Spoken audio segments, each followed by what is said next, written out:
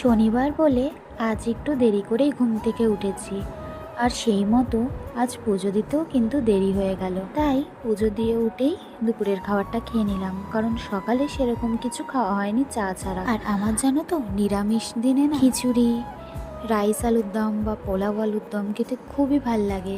আর আগের দিন যেহেতু আমি রাইস আর আলুর দম বানিয়েছিলাম, তাই বর বলল তো আজ আমি গোবিন্দভোগ চালের খিচুড়ি আর আলুর দম করছি। আর সত্যি বলতে ওর হাতের এই খিচুড়ি খেতে আমার ভীষণ ভালো লাগে। আমি যেমনটা খিচুড়ি খেতে ভালোবাসি ও ঠিক তেমনটা করেই বানায়। তো এখানে খাওয়া দাওয়া করে নিয়ে গুজিকে খাওয়াতে বসেছি।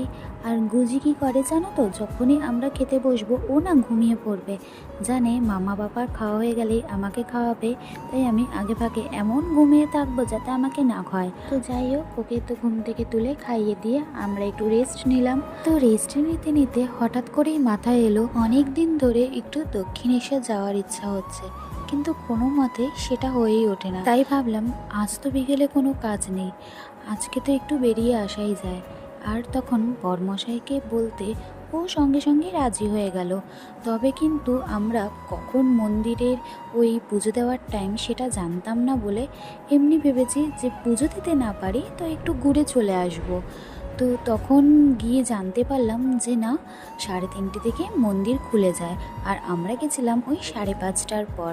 তারপরে আর কি, মনটা তো খুশিতে একদম ভরে গেল। তাই সঙ্গে সঙ্গে দোকান থেকে গিয়ে একটা পুজোর ডালি নিয়ে চলে গেলাম পুজো দিতে। আর পুজো দিয়ে এসে যেই দোকান থেকে আমরা পুজোর ডালিটা কিনেছিলাম, তো সেই দোকান থেকে আমাদের এই কার্ডটা দিল, যদি কোনো দিন আমরা দুপুরবেলায় যাই দক্ষিণেশ্বর মন্দিরে ভোগ খেতে ইচ্ছা হয়, তো এই নাম্বারে ফোন করে যেন আমরা তাদের জানিয়ে দিই। আর সেই মতো তারা আমাদের জন্য কুপন কেটে রাখবে। ওই 1টা থেকেই বললো ভোগ প্রসাদ খাওয়ায়। তো তারপরে আমরা এখান থেকে চলে গেছি গুজির জন্য একটা খেলু নিতে। তো গুজির জন্য খেলু নিয়ে মন্দিরটার সামনে একটু দাঁড়িয়ে ফটো ভিডিও করে নিলাম। আর সত্যি বলছি, রাতের অন্ধকারে এই লাইটের আলোতে মন্দিরের সৌন্দর্য আরও কিন্তু 200 গুণ বেড়ে যায়। আর তোমরাও যারা সামনে থেকে দক্ষিণেশ্বরের মন্দির দেখেছো, তোমরা তো জানোই যে কি অপরূপ সুন্দর লাগে দেখতে। তবে আমার মনে হয় যে রাতের অন্ধকারে মন্দিরটাকে বেশি ভালো লাগে দেখতে। তারপরে দুজনে মিলে চলে গেলাম একটু খাওয়া দাওয়া করতে। আর খাবারে যা যা খেলাম আলাদা করে আর নাম নিচ্ছি না, তোমরা তো দেখে বুঝেই গেছো। আর এবার তো বাড়ি ফিরতে হবে। তবে বাড়িতে ফেরার মন হচ্ছিল না, এত সুন্দর হাওয়া দিচ্ছিল আর মন্দিরের চারিপাশটাও এত সুন্দর লাগছিল, মনে হচ্ছে আরও কিছুটা সময় কাটাই।